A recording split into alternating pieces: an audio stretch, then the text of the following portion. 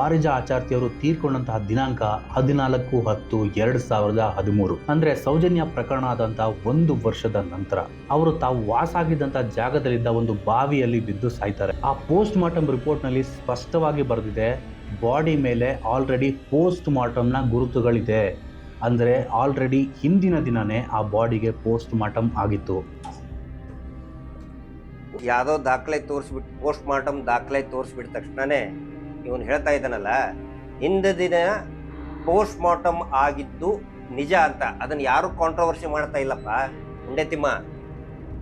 ಎರಡೆರಡು post mortem ಯಾಕೆ ಮಾಡಿದ್ರು ಅನ್ನೋದು ಮೊದಲು ಅದನ್ನು ಹೇಳು ನೀನು. ಆ ನಂತರ ನೀನು ತೋರಿಸ್ತಾ ಇದೆಯಲ್ಲ ಬರೀ front page post mortem report ಕಡಿಮೆ ಅಂದ್ರೂ 4ರಿಂದ 5 ಪೇಜು, ಕಾಂಪ್ಲಿಕೇಟೆಡ್ ಇದ್ದಾಗ 8ರಿಂದ 10 ಪೇಜ್ ಇರ್ತದೆ. ನಿನ್ನ ಜೀವನದಲ್ಲಿ ಯಾವತ್ತಿಗೂ ಕೂಡ ಪೋಸ್ಟ್ ಮಾರ್ಟಮ್ ರಿಪೋರ್ಟ್ ಓದಿಲ್ಲ. ಮುಂದೆ ಒಂದು ಫ್ರಂಟ್ ಪೇಜ್ ಇಟ್ಕೊಂಡು ಹೇಳ್ತಾ ಇದೀಯಾ. ಅದರಲ್ಲಿ ಏನಿದೆ, ಹಿಂದಿನ ಸಾಯಂಕಾಲ ಏನು ಪೋಸ್ಟ್ ಮಾರ್ಟಮ್ ಆಯಿತು ಅದ್ರ ಬಗ್ಗೆ ಹೇಳಿದೆ. ಆದರೆ ಆ ಪೋಸ್ಟ್ ಮಾರ್ಟಮ್ ಬೇರೆ ಬೇರೆ ಇದರಲ್ಲಿ ಪೇಜಸ್ಗಳಲ್ಲಿ ಬಾಡಿ ಮೇಲೆ ಆದಂಥ ಇಂಜುರಿಗಳು ಇರ್ತವೆ. ಅದು ಎಲ್ಲಿ, ಅದನ್ನು ಯಾಕೆ ತೋರಿಸ್ತಾ ಇಲ್ಲ ಅದನ್ನು ಹೇಳು ಮೊದಲು. ಅಷ್ಟೇ ಅಲ್ಲದೆ ಬಾಡಿ ನೀರಿನಲ್ಲಿ ಮುಳುಗೆ ಸತ್ತಿರೋದು ಅನ್ನೋದಕ್ಕೆ ಬಾಯಿ ಮತ್ತು ಮೂಗಿನಲ್ಲಿ ನೊರೆ ಫಾರ್ಮ್ ಆಗಿದೆ ಅಂತಲೂ ಈ ರಿಪೋರ್ಟ್ನಲ್ಲಿ ಬರೆದಿದ್ದಾರೆ. ಸೊ ಇದರಿಂದ ಸ್ಪಷ್ಟವಾಗಿ ಗೊತ್ತಾಗುತ್ತೆ ವಾರಿಜ ಅವರು ಕೊಲೆ ಆಗಿರಲಿಲ್ಲ, ಬದಲಾಗಿ ನೀರಿನಲ್ಲಿ ಮುಳುಗಿ ಸತ್ತಿದ್ರು. ಅದೇ ನೀನು ತೋರಿಸ್ತಾ ಇದೆಯಲ್ಲ ಮಗ ಬರೆದಿದ್ದು ಸ್ಟೇಟ್ಮೆಂಟಲ್ಲಿ, ಹಗ್ಗ ಹಾಕಿದ್ರು, ಹಗ್ಗದಿಂದ ಮೇಲ್ಗಡೆ ಎತ್ತದಾಗ ನಾನು ಅದನ್ನ ನಮ್ಮ ಅಣ್ಣನ ಮಗ ಅಂತ ತಿಳ್ಕೊಂಡಿದ್ವಿ, ರಾಜೇಶನ್ ಮಗ ಬಿದ್ದಿದ್ದಾನೆ ಅಂತ ತಿಳ್ಕೊಂಡು ಹಗ್ಗ ಎತ್ತಿದ್ರೆ ಅದರಲ್ಲಿ ಇದ್ದಿದ್ದು ವಾರಿಜ ಇದ್ಲು ಅಂತ. ಅಂದ್ರೆ ಹಗ್ಗ ಕಟ್ಟಿ ಅವಳನ್ನ ಕೆಳಗಡೆ ಡೆಡ್ ಬಾಡಿನ ಕೆಳಗಡೆ ಇಳಿಸಿರ್ತಾರೆ. ಮುಳುಗಿನದ ಮೇಲೇನೆ ಸತ್ತಿರ್ಬೋದು, ಜೀವ ಹೋಗಿರ್ಬೋದು. ಈಗ ಒಬ್ಬ ವ್ಯಕ್ತಿಗೆ ಅನ್ಕಾನ್ಶಿಯಸ್ ಮಾಡಿ ಅಥವಾ ಸಿಕ್ಕಾಪಟ್ಟಿ ಕುಡಿಸಿ ಜ್ಞಾನ ಇಲ್ದಾಗ ನೀರಲ್ಲಿ ಬಿಟ್ಟರೆ, ಹೊಳೆಯಲ್ಲಿ ದೂಡಿದ್ರೆ, ಕೆರೆಯಲ್ಲಿ ದೂಡಿದ್ರೆ ಪೋಸ್ಟ್ ಮಾರ್ಟಮ್ ರಿಪೋರ್ಟು ಮುಳುಗಿದ ಮೇಲೆ ಜೀವ ಹೋಯ್ತು ಅಂತಾನೆ ಬರ್ತದೆ.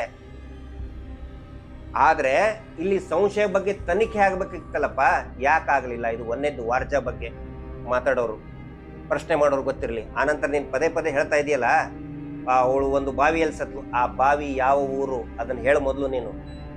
ಯಾವ ಗ್ರಾಮ, ಯಾಕೆ ಬಾಯಿ ಬಿಡ್ತಾ ಇಲ್ಲ? ಗ್ರಾಮ ಇರೋದು ಪೀಲ್ಯ.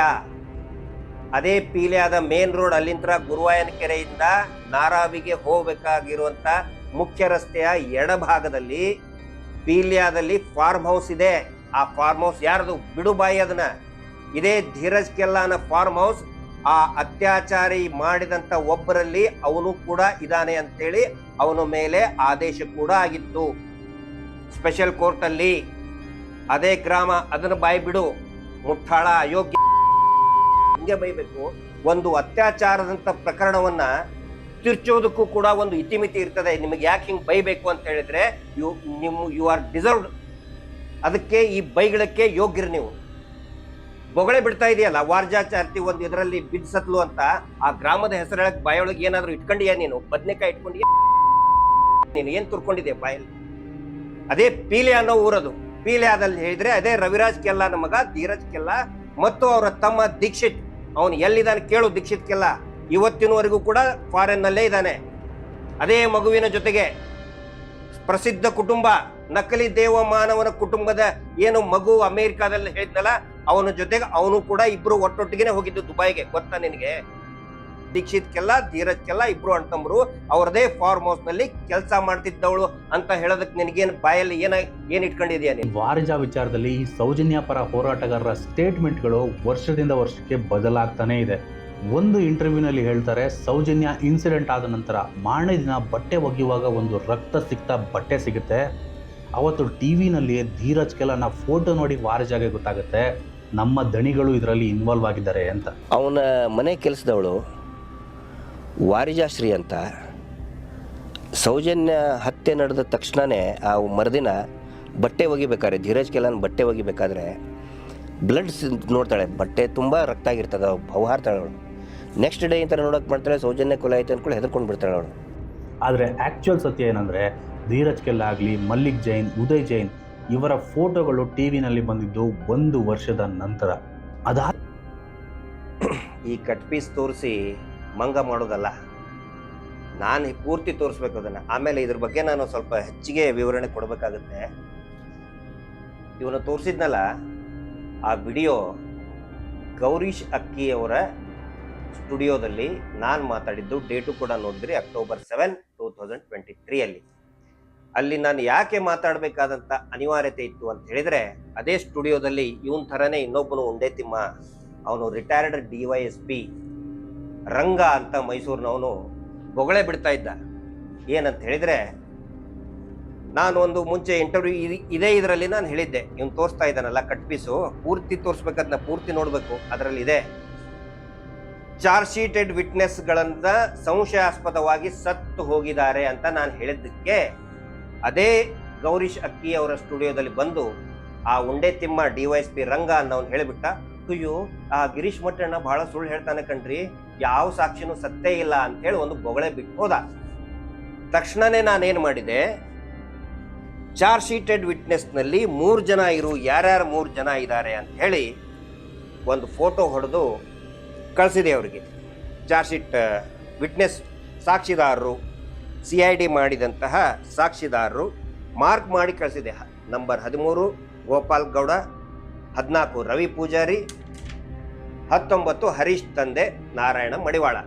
ಇದನ್ನು ಹಾಕಿ ನೋಡಿ ಸರ್, ಅವನು ಸುಳ್ಳು ಹೇಳ್ತಾ ಇದ್ದಾನೆ ಆ ಮಿಸ್ಟರ್ ರಂಗ.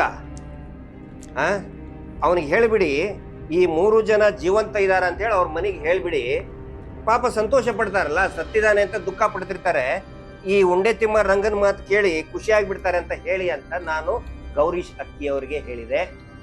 ಆಗ ಆ ಉಂಡೆ ತಿಮ್ಮ ವೇಶ್ಯಾವಾಟಿಕೆ ಚಟದಲ್ಲಿ ಕೇಸ್ ಆಗಿತ್ತು ಅವನ ಮೇಲೆ. ಕೇಸ್ ಆಗಿ ಓಡಿ ಹೋಗ್ಬಿಟ್ಟ, ಟಾವೆಲ್ ಸುತ್ಕೊಂಡು ಅವನ ಮನೆಯಲ್ಲಿನೇ ವೇಶ್ಯಾವಾಟಿಕೆ ನಡೆಸ್ಬೇಕಾದ್ರೆ ಈ ಹಲ್ಕಾ ದಂಧೆ ಮಾಡಕ್ ಸ್ಟಾರ್ಟ್ ಮಾಡಿದ್ನಲ್ಲ, ಸುಳ್ಳು ಹೇಳಿಕೆ ಕೊಡಕ್ ಸ್ಟಾರ್ಟ್ ಮಾಡಿದ ಮೇಲೆ ಮೈಸೂರಿನ ಅವನ ಮನೆಯಲ್ಲಿ ಅವನೇ ವೇಶ್ಯಾವಾಟಿಕೆ ಮಾಡುವಂತಹ ಒಂದು ಆರೋಪ ಬಂದು ಅಲ್ಲಿಂದ ಓಡಿ ಹೋಗ್ಬಿಟ್ಟ. ಅವಾಗ ನಾನು ಹೇಳಿದೆ, ನೋಡಿ ಸರ್ ಹಿಂಗೆಲ್ಲ ತಪ್ಪು ಹೇಳ್ತಾ ಇದ್ದಾನೆ ಅಂತ ಹೇಳಿದ್ದಕ್ಕೆ ಅವನಿಗೆ ಅದು ಗೊತ್ತಾಗಿ ಗೌರೀಶ್ ಅವರಿಗೆ ಹೇಳಿ ಅವನು ಮಾಡಿದ ತಪ್ಪು ಗೊತ್ತಾದ್ಮೇಲೆ ಅದನ್ನ ಕಟ್ ಮಾಡಿಸ್ಬಿಟ್ರು, ಅದನ್ನ ಡಿಲೀಟ್ ಮಾಡಿಸ್ಬಿಟ್ರು ವಿಡಿಯೋನ. ಹೋಗಿ ಕೇಳು, ಆ ವಿಡಿಯೋ ನೀನು ಕಟ್ ಪೀಸ್ ಹಾಕಿ ಕಾಮಿಡಿ ಪೀಸ್ ಆಗ್ತಾ ಇದೆಯಲ್ಲ, ಪೂರ್ತಿ ವಿಡಿಯೋ ನೋಡು. ಅದರಲ್ಲಿ ಹೇಳಿದ್ದು ಮತ್ತೆ ನೆಕ್ಸ್ಟ್ ನೀನು ಥರ್ಡ್ ಐನಲ್ಲಿ ಹೇಳ್ತಾ ಇರೋದಕ್ಕೆ ಯಾವುದೇ ವ್ಯತ್ಯಾಸ ಇಲ್ಲ. ವಾರಿಜಾ ಫಾರ್ಮ್ ಹೌಸ್ ನಲ್ಲಿ ಸೌಜನ್ಯಾಳನ್ನ ಕಿಡ್ನಾಪ್ ಮಾಡ್ಕೊಂಡ್ ಬಂದಿದ್ದನ್ನ ನೋಡಿದ್ಲು ಅಂತ. ಕರ್ಕೊಂಡು ಹೋದಾಗ ಒಬ್ಬಳ ಯಾರನ್ನು ಎತ್ಕೊಂಡು ಬರ್ತಾ ಇದಾರಲ್ಲ ದಣಿ ಅಂತ ಹೇಳಿ ವಾರಿಜಾಚಾರ್ತಿ ಅನ್ನೋಳು ನೋಡ್ತಾಳೆ, ಅವಳು ಮನೆ ಕೆಲಸದವಳು. ಹಾಗಾದ್ರೆ ಇವೆರಡರಲ್ಲಿ ಯಾವುದು ಸತ್ಯ? ಅಲ್ಲಪ್ಪ, 2 ಕಟ್ ಪೀಸೇ ತೋರಿಸ್ತೀಯ ನೀನು, ಪೂರ್ತಿ ತೋರಿಸಿದ್ರೆ ಗೊತ್ತಾಗುತ್ತೆ. ಕಟ್ ಪೀಸ್ ತೋರಿಸಿ ಗೋಲ್ಮಾಲ್ ಮಾಡೋದಲ್ಲ, ಜಾತ್ರೆ ಒಳಗೆ ಇರ್ತವೆ ಆ ಕಟ್ ಪೀಸ್. ಸಿನಿಮಾದ್ದು ಇದು ನೋಡಿ, ಹಿಂದೆ ನಾವು ಸಣ್ಣವ್ರು ಇದ್ದಾಗ ನೋಡ್ತಿದ್ವಿ, ಹಿಂಗ ಮಾಡಿ ಒಂದಿಷ್ಟು ಕಟ್ ಪೀಸ್ ಹಾಕಿ ಡುಗು ಮಾಡಿ ಹಂಗ ತೋರಿಸೋದಲ್ಲ. ಪೂರ್ತಿ ವಿಡಿಯೋ ನೋಡಿದವ್ರಿಗೆ ಗೊತ್ತಾಗತ್ತೆ ನನ್ನ 2 ಸ್ಟೇಟ್ಮೆಂಟ್ ನಲ್ಲಿ ಯಾವುದೇ ವ್ಯತ್ಯಾಸ ಇಲ್ಲ ಅಂತ ಹೇಳಿ. ಪೂರ್ತಿ ವಿಡಿಯೋ ಹಾಕು, ಅಥವಾ ನೀನ್ ನೋಡು. ನಾನು ಯಾವನೋ ಆ ಬ್ರೋಕರ್ ಬಂದು ಹಾಕಿದ್ದ ವಿಡಿಯೋ ಅಲ್ಲ. ಆ ನಂತರ ಇನ್ನೊಂದು ತಮಗ್ ಗೊತ್ತಿರ್ಲಿ, ಇವನು ಪ್ರಾರಂಭದಲ್ಲಿ ಬಿಲ್ಡಪ್ ಕೊಟ್ಟಿದ್ದಾನೆ, ನಾನು ಯಾರ್ದೋ ಭಾಷಣ ನೋಡಿ ಇನ್ಸ್ಪೈರ್ ಆಗಿಲ್ಲ ಅಂತ ಹೇಳಿ. ಇವನು ಭಾಷಣ ನೋಡಿ ಇನ್ಸ್ಪೈರ್ ಆಗಿಲ್ಲ, ಇಂಥವ್ರು ಕಚಡಗಳು ಇನ್ಸ್ಪೈರ್ ಆಗೋ ಅವಶ್ಯಕತೆ ಇಲ್ಲ. ಇವನು ಆ ಅತ್ಯಾಚಾರಿಗಳ ಗ್ಯಾಂಗ್ನವರು ಮಾಡ್ತಾ ಇರುವಂತಹ ಟ್ರೋಲ್ ನೋಡಿ ಇನ್ಸ್ಪೈರ್ ಆಗಿದ್ದಾನೆ. ಯಾಕಂತ ಹೇಳಿದ್ರೆ ಆ 2 ಕಟ್ ಪೀಸ್ ಏನಿದೆಯಲ್ಲ, ಒಂದು ನಾನು ಗೌರೀಶ್ ಅಕ್ಕಿ ಅವರ ಸ್ಟುಡಿಯೋದಲ್ಲಿ ಮಾತಾಡಿದ್ದು, ಇನ್ನೊಂದು ಥರ್ಡ್ ಐಯಲ್ಲಿ ಸುಬ್ರಹ್ಮಣ್ಯ ಹಂಡಿಗೆ ಅವ್ರ ಜೊತೆಗೆ ಮಾತಾಡಿದ್ದು. ಆ 2ಗಳನ್ನ ಕಳೆದ 15 ದಿನದಿಂದ ಟ್ರೋಲ್ ಮಾಡ್ತಾ ಇದ್ದಾರೆ. ಅದೇ ಕಟ್ ಪೀಸ್ ಇಟ್ಕೊಂಡು ಪೂರ್ತಿ ವಿಡಿಯೋ ಯಾರಿಗೂ ತೋರಿಸ್ತಾ ಇಲ್ಲ ಅವರು. ಬೇಕಿದ್ರೆ ಗೌರೀಶ್ ಅಕ್ಕಿ ಅವ್ರಿಗೆ ದಯವಿಟ್ಟು ಕೇಳಿ, ಈಸ್ ಅ ಜೆಂಟಲ್ಮನ್. ನಾನು ಹೇಳಿದ್ದೇನಾದ್ರೂ ಸುಳ್ಳಾಗಿದ್ರೆ ಗೌರೀಶ್ ಅಕ್ಕಿ ಅವ್ರ ನಂಬರ್ ತಗೊಂಡು ಫೋನ್ ಮಾಡಿ ಕೇಳಿ. ಗೌರೀಶ್ ಅಕ್ಕಿ ಅವ್ರಿಗೆ, ಸುಬ್ರಹ್ಮಣ್ಯ ಹಂಡಿ ಅವ್ರಿಗೆ ಫೋನ್ ಮಾಡಿ ಕೇಳಿ. ಪೂರ್ತಿ ವಿಡಿಯೋ ತರಿಸ್ಕೊಳ್ಳಿ, ಅಥವಾ ಲಿಂಕ್ ಇರ್ತದೆ, ಪೂರ್ತಿ ನೋಡಿ ಏನಾದ್ರೂ ವ್ಯತ್ಯಾಸ ಇದೆಯಾ ಅಂತ ಹೇಳಿ. ಕಟ್ ಪೀಸ್ ಗಿರಾಕಿಗಳು ಹಿಂಗೆ ಯಾಕ್ರೋ ಕಾಮಿಡಿ ಪೀಸ್ ಹಾಕ್ತೀರಿ? ಕಟ್ ಪೀಸ್ ಹಾಕಿ ನಮ್ಮ ಕಡೆ ಕಾಮಿಡಿ ಪೀಸ್ ಆಗಕ್ಕೆ ಹೋಗಬೇಡಿ. ನೆಕ್ಸ್ಟ್ ಏನು ಹೇಳ್ತೀಯ ಹೇಳು. ಇನ್ನೂ ಒಂದು ವಿಚಾರನ ಹೇಳ್ತಾರೆ, ವಾರಿಜಾ ಈ ಘಟನೆ ಆದ ನಂತರ ಕುಡಿಯೋದನ್ನ ಅಭ್ಯಾಸ ಮಾಡ್ಕೊಂಡಿದ್ಲು, ಕುಡಿದ ನಶೆನಲ್ಲಿ ಬಹಳಷ್ಟು ಜನಕ್ಕೆ ಈ ಸ್ಟೋರಿನ ಹೇಳಿದ್ಲು ಅಂತ.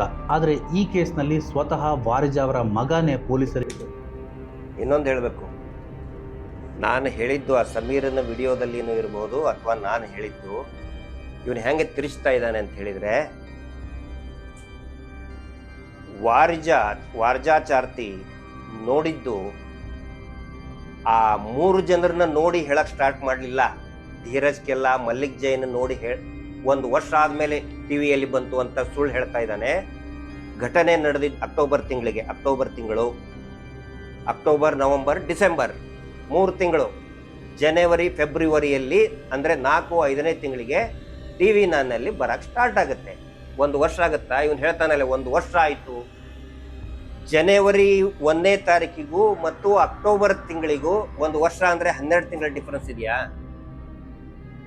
ಆನಂತರ ನಾನು ಹೇಳಿದ್ದು ಮತ್ತು ವಾಸ್ತವನೂ ಕೂಡ ಅದು ಇಡೀ ಪೂರ್ತಿ ಊರಿಗೆ ಜಗ್ ಜಾಹೀರು ಮಾಡಿಬಿಟ್ಟಿರ್ತಾಳೆ ವಾರ್ಜಾಚಾರ್.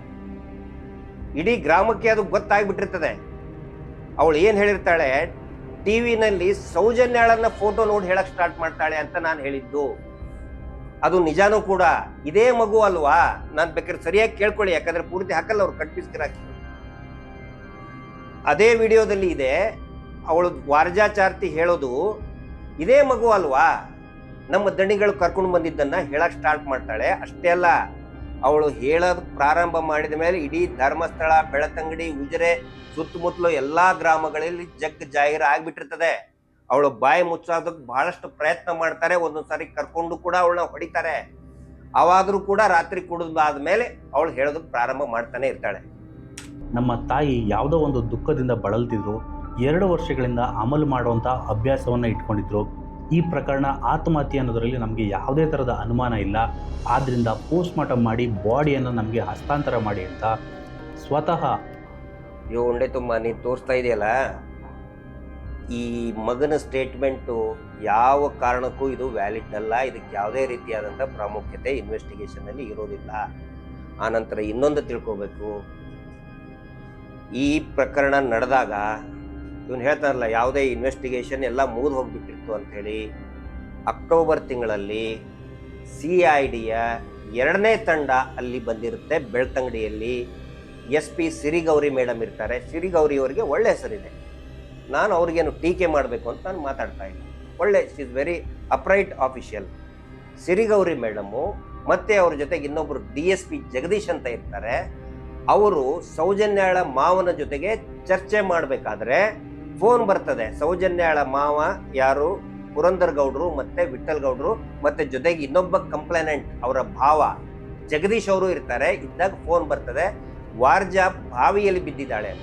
ಅದನ್ನ ತಕ್ಷಣನೇ ಪೊಲೀಸರಿಗೆ, ಆ CID ಆಫೀಸರ್ಗೆ ಹೇಳ್ತಾರೆ, ಮೇಡಮ್ ಅಲ್ಲಿ ವಾರ್ಜಾ ಬಾವಿಯಲ್ಲಿ ಬಿದ್ದಿದ್ದಾಳೆ ಅಂತೆ, ಬನ್ನಿ ನೋಡಕ್ ಹೋಗೋಣ ಅಂತೇಳಿ.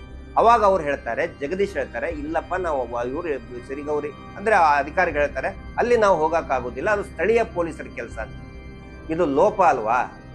ಪ್ರಕರಣದ ಒಂದು ಸಾಕ್ಷಿ ಅಂತ ಇದ್ದಂಥವಳನ್ನ ಸಾಕ್ಷಿಯನ್ನೇ ಚಾರ್ಜ್ ಶೀಟ್ ವಿಟ್ನೆಸ್ ಮಾಡ್ದೇನೆ ಆದರೂ ಕೂಡ ಅವಳು ನೋಡಿದೀನಿ ಅಂತ ಎಲ್ಲರ ಮುಂದೆ ಹೇಳಿದಾಗ ಅವಳು ಬಾವಿಯಲ್ಲಿ ಬಿದ್ದಿದ್ದಾಳೆ, ಅವಳ ಹೆಣ ಇದೆ ಅಂತಂದ ಮೇಲೆ ತನಿಖೆ ಯಾಕೆ ಮಾಡಲಿಲ್ಲ?